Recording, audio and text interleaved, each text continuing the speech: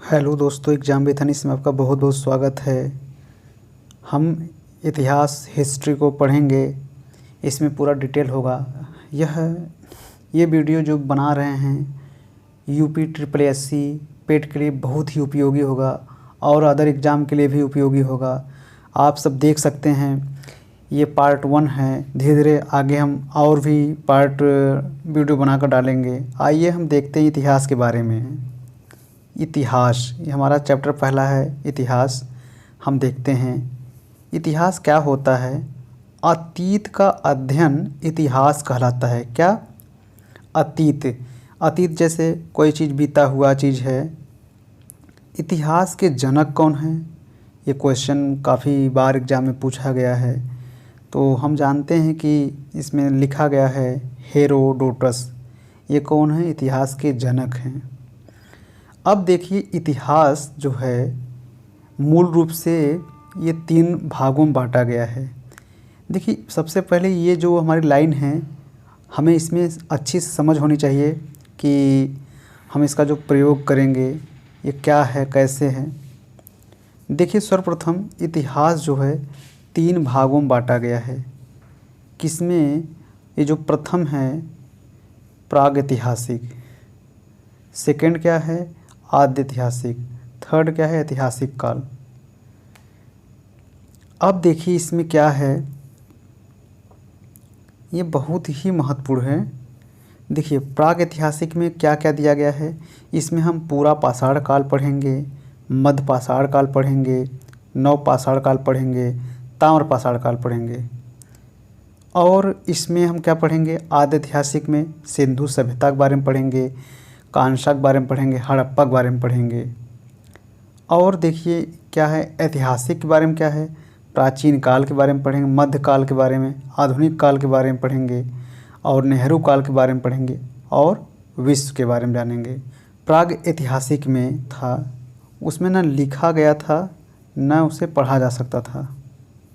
हम इसे इस तरीके से देख सकते हैं। इसमें क्या था, इसमें लिखा तो गया था लेकिन पढ़ा नहीं जा सकता था। किसमें? आद्य ऐतिहासिक में। ऐतिहासिक में क्या था? ऐतिहासिक में क्या था, इसमें लिखा भी गया था और इसको हम पढ़ भी सकते थे। आइए हम परिभाषा के माध्यम से देखते हैं। हम देखते हैं पहला क्या है प्रागैतिहासिक। इसको हम परिभाषा के माध्यम से देखते हैं। पहला हमारा क्या है प्रागैतिहासिक। इतिहास का वह समय, क्या कर रहे हैं, इतिहास का वह समय जिसमें मानव लिखना पढ़ना नहीं जानता था। फिर से एक बार देखते हैं प्रागैतिहासिक क्या होता है। इतिहास का वह समय जिसमें मानव लिखना पढ़ना नहीं जानता था, इसकी जानकारी केवल पुरातात्विक साक्ष्य से मिली है। इसके अंतर्गत पाषाण काल को रखते हैं। आइए देखते हैं पाषाण काल क्या होता है। पाषाण काल वह समय जब मानव पत्थर के औजार एवं हथियार का उपयोग करता था, उसे पाषाण काल कहा जाता था। पाषाण काल को 4 भागों में बांटा गया है। कौन कौन से? पहला हम देखते हैं पूरा पाषाण काल, दूसरा क्या है आपका मध्य पाषाण काल, तीसरा क्या है नव पाषाण काल, और चौथा क्या है आपका ताम्र पाषाण काल। हम इसे बारी बारी से इसके विषय में देखते हैं क्या है। जो हमारा पूरा पाषाण काल है, इसके विषय में हम देखते हैं। इसमें महत्वपूर्ण पॉइंट बिंदु दी गई है। यह इतिहास का सबसे प्रारंभिक समय था। क्या? यह इतिहास का सबसे प्रारंभिक समय था। इस समय के मानव को आदि मानव कहा जाता था। क्या कहा जाता था? आदि मानव। इस समय का मानव खाना बदोश खाद्य संग्राहक था। कहने का मतलब, इसका मतलब होता है को उस समय के जो मानव थे अपने खाना पीना के लिए एक अलग मतलब उसको बना कर रखते थे व्यवस्था। हमें कहाँ खाना खाना है, तो इस तरीके से था। सबसे बड़ी उपलब्धि आग की खोज थी। क्या थी? सबसे बड़ी उपलब्धि हमारी क्या थी उसमें? आग की खोज थी। आइए हम दूसरा देखते हैं, मध्य पाषाण काल। इसमें क्या था, यह पाषाण काल के बाद का समय था। इस समय मानव के हथियार छोटे आकार के थे। इस समय के मानव की सबसे प्रमुख कार्य अंत्येष्टि अंतिम संस्कार कार्यक्रम था। आप जानते हैं कि अगला देखते हैं हम लोग, नव या उत्तर पाषाण काल, ये तीसरा है। इस काल में मानव ने अस्थायी आवास बना लिया था। अस्थायी आवास का मतलब होता है जैसे आपका घर है, इस समय अस्थायी तरीके से आप लोग रहते हैं, उसी प्रकार से उस समय बना लिया गया था। और देखते हैं इसमें क्या है, इस काल में मानव कृषि तथा पशुपालन भी प्रारंभ कर दिया था। क्या कर दिया था, कृषि और पशुपालन। कहने का मतलब कृषि मतलब खेती और क्या, पशुपालन, पशु पालने लगा था। अगला क्या है, मानव ने इस काल में पहिया तथा मनका में क्या होता है, घड़ा की खोज की। अब देखिए महत्वपूर्ण बिंदु देखते हैं हम लोग, नोट में दिया गया है, मानव ने खेती 7000 ईसा पूर्व पाकिस्तान के सुलेमान एवं किरथर पहाड़ियों के बीच में की थी। कहाँ पर, सुलेमान एवं किरथर पहाड़ियों के बीच में की थी। अगला क्या है, पहली कृषि जौ एवं गेहूं की थी। क्या थी, पहली खेती क्या थी, जौ एवं गेहूं की थी। मानव द्वारा पाला गया पहला पशु क्या था, कुत्ता था। देखिए जो हमारा ये हिस्ट्री का क्लास 1 है, इसमें सभी एग्ज़ाम के लिए बहुत ही महत्वपूर्ण है, आप सभी देख सकते हैं। देखिए अगला क्या है, चौथा क्या है, ताम्र पाषाण काल। यह पाषाण काल का अंतिम समय था। क्या कह रहे हैं, फिर से देखते हैं, यह पाषाण काल का अंतिम समय था। इस समय तांबे की खोज हुई थी। किसकी खोज हुई थी, तांबे की। इस काल में औद्योगिकीकरण शुरू हो गया था। इसी औद्योगिकीकरण का विकसित रूप सिंधु सभ्यता में देखने को मिलता है। क्या कहते हैं, इसी औद्योगिकीकरण का विकसित रूप सिंधु सभ्यता में देखने को मिलता है। हमारा देखिए पहला समाप्त हो गया है प्रागैतिहासिक। अब हम लोग देखते हैं दूसरा, ये क्या है, आद्य ऐतिहासिक। इस काल में मानव द्वारा लिखी गई लिपि पढ़ा नहीं जा सकता था, किंतु लिखित साक्ष्य मिले हैं। इसमें सिंधु सभ्यता को रखते हैं। आइए हम सिंधु सभ्यता के विषय में देखते हैं। ये बहुत ही महत्वपूर्ण टॉपिक है, सिंधु सभ्यता क्या होता है। देखिए इसमें बिल्कुल आसान भाषा में दिया गया है, यह सभ्यता सिंधु नदी के तट पर मिली थी, इसलिए इसे सिंधु सभ्यता कहते हैं। इसकी जानकारी के लिए पहली बार खुदाई हड़प्पा से हुई थी, अतः इसे हड़प्पा सभ्यता भी कहते हैं। आइए आगे देखते हैं हम लोग, सिंधु सभ्यता की जानकारी चार्ल्स मैसन ने दिया। सिंधु सभ्यता सर्वेक्षण कौन किया था, जेम्स कनिंघम। सिंधु सभ्यता 13 लाख वर्ग किलोमीटर में फैली है। कितना, 13 लाख वर्ग किलोमीटर में। देखिए एग्जाम में ये सब क्वेश्चन डायरेक्ट आते हैं, इसलिए आप लोग ध्यान दीजिए। सिंधु सभ्यता का नामकरण जॉन मार्शल ने किया था। कौन किया था, जॉन मार्शल। सिंधु सभ्यता की पहली खुदाई दयाराम साहनी ने की थी।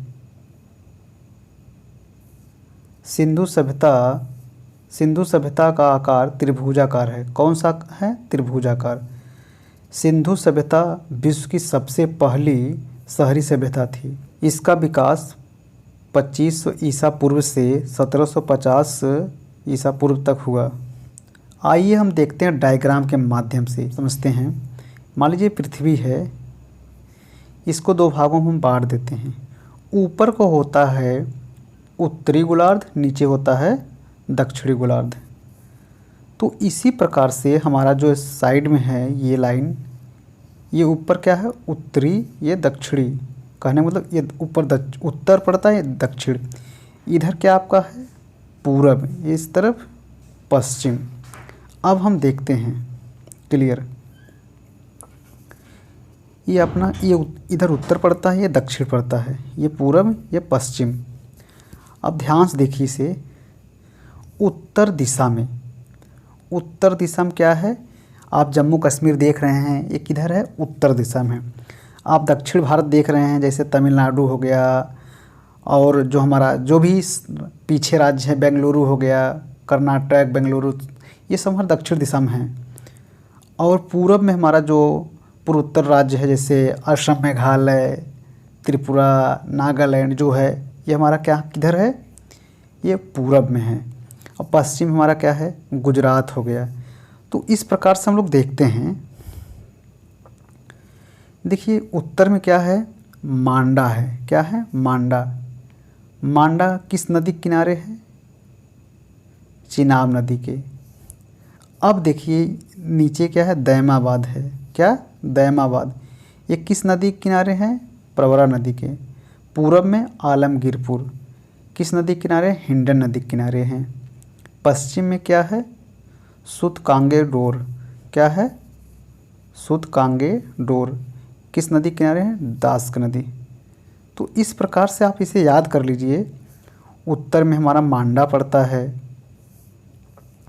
पश्चिम में हमारा, देखिए उत्तर में हमारा मांडा पड़ता है, दक्षिण में हमारा दैमाबाद, और पश्चिम में क्या पड़ता है, पश्चिम में क्या पड़ता है, सूतकांगेडोर, और पूरब में आलमगीरपुर। देखिए इसे आप ध्यान से याद कर लीजिए, कभी वीडियो में बताएंगे। यदि आप सभी को याद नहीं होगा तो इसको ट्रिक बनाकर हम याद कराएंगे आप लोग को। ज्योग्राफी जब पढ़ाएंगे तो हम बिल्कुल मैप को एकदम बेहतरीन तरीके से पढ़ाएंगे और क्लियर करेंगे। देखिए हम इसको हम पढ़ लेते हैं, बहुत ही अच्छी लाइन है, इसी के बारे में पढ़ते हैं। देखिए पहला क्या है, इसकी पश्चिमी सीमा पाकिस्तान के सूतकांगेडोर में थी, जो दास्क नदी के तट पर थी। अगला क्या है दूसरा, इसकी उत्तरी सीमा कश्मीर के मांडा में चिनाब नदी के तट पर थी। इसकी पूर्वी सीमा उत्तर प्रदेश के आलमगीरपुर में थी, जो हिंडन नदी के किनारे थी। अगला क्या है, इसकी दक्षिणी सीमा महाराष्ट्र के दैमाबाद में थी, जो प्रवरा नदी के तट पर थी। अब देखते हैं हम लोग सिंधु सभ्यता के प्रमुख स्थल। सिंधु सभ्यता के प्रमुख स्थल हम देखते हैं हड़प्पा 1921। इसकी खुदाई दयाराम साहनी ने की थी। कौन किया था, दयाराम साहनी ने। यह रावी नदी के तट पर पाकिस्तान के माउंट गोमरी ज़िला में स्थित है। कहाँ, माउंट गोमरी ज़िला में स्थित है। अब देखते हैं यहाँ से क्या क्या हमें मिले हैं, वस्तु मिली हैं, देखते हैं। यहाँ पर कुम्हार का चाक मिला है, अन्नागार, श्रमिक आवास, मातृ देवी की मूर्ति है, लकड़ी की ओखली, लकड़ी का ताबूत, RS-37 कब्रिस्तान है, हाथी का कपाल है, स्वास्तिक चिन्ह है। आइए देखते हैं मोहनजोदड़ो के बारे में। दूसरा मोहनजोदड़ो 1921। इसकी खुदाई सन 1921 में राखल दास बनर्जी ने की थी। कौन, राखल दास बनर्जी। यह पाकिस्तान के लरकाना ज़िले में स्थित है। यह सिंधु नदी के तट पर है। यह सिंधु सभ्यता का सबसे बड़ा शहर है। यहाँ मृतकों का एक बहुत बड़ा टीला है। आइए देखते हैं यहाँ से क्या क्या वस्तु मिली। यहाँ से निम्नलिखित वस्तुएं मिली हैं। पुरोहित आवास, घर में कुआं, विशाल स्नानागार है, अन्नागार है, सूती वस्त्र है, सबसे चौड़ी सड़क है, सभागार है, पशुपति शिव है, कांसे की नर्तकी है, तांबे का ढेर है। तो इस प्रकार से हमारा रहा ये आज का लेक्चर। आगे हम पढ़ेंगे पार्ट 2 वाले वीडियो में हिस्ट्री के। तो आप सभी ध्यान रखिए, बहुत जल्द हम वीडियो लाएंगे। और कैसा लगा वीडियो, यदि अच्छा लगा तो ज़रूर बताइए आप सभी कमेंट करके।